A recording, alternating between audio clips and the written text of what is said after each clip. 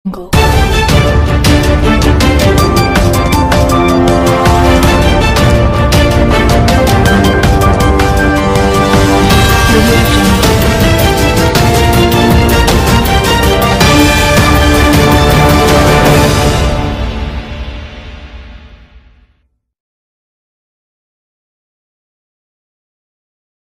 मैं स्टोरी बताता हूं आज, क्योंकि मरियम सफदर साहबा ये बार बार फरमा रही थी कि उनके वालिद के ऊपर तरस नहीं किया गया, बल्कि जब ये पता चला कि वो मरने लगा है, मैं कभी लगा है का वर्ड इस्तेमाल नहीं करता होता, मरियम सफदर साहबा ने किया तो रिपीट कर रहा हूं, जब वो मरने लगा है तो जाने दिया।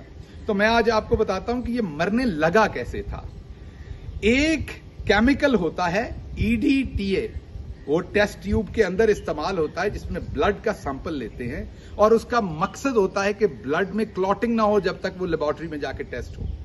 उस EDTA की अगर मकदार ज्यादा कर दी जाए और ब्लड की मकदार कम कर दी जाए जब सैंपल लें, तो रेड ब्लड सेल्स और ब्लड के दूसरे सेल्स श्रिंक हो जाते हैं, जिससे प्लेटलेट्स की तादाद अगर किसी के अंदर 2.5 लाख है तो 8 से 10,000 के करीब आ जाती है। ये वो गेम की गई, ये पंजाब गवर्नमेंट को अब इन्वेस्टिगेट करना पड़ेगा। ये वो धोखा, क्योंकि पुराने ठग हैं ये लोग, तो पुराने चोर हैं, इनको पुराने तरीके आते हैं ये तमाम चोरियां करने की। ये तरीका इन्होंने इस्तेमाल किया। मुझे कैसे पता चला? पिछले दिनों अमेरिका में मेरे एक दोस्त, जिन्होंने एक पेशेंट की हार्ट की सर्जरी करनी थी, 2 दिन पहले उनके प्लेटलेट्स 2.5 लाख थे और जब सर्जरी वाले दिन सुबह चेक किया गया तो वो 8,000 आए।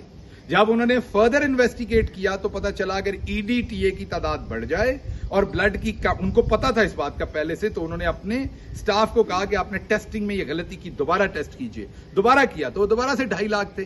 तो ये वो कार्रवाई चोरी की गई। यहां पर किसी लैब के साथ मिलके EDTA बढ़ा दिया गया, ब्लड थोड़ा सा सैंपल कम किया गया और ब्लड सेल्स इतने कम आए कि हमारे भी इवन जो डॉक्टर थे उनको भी लगा कि जैसे मरियम सफदर साहबा ने कहा कि ये शख्स मरने लगा है।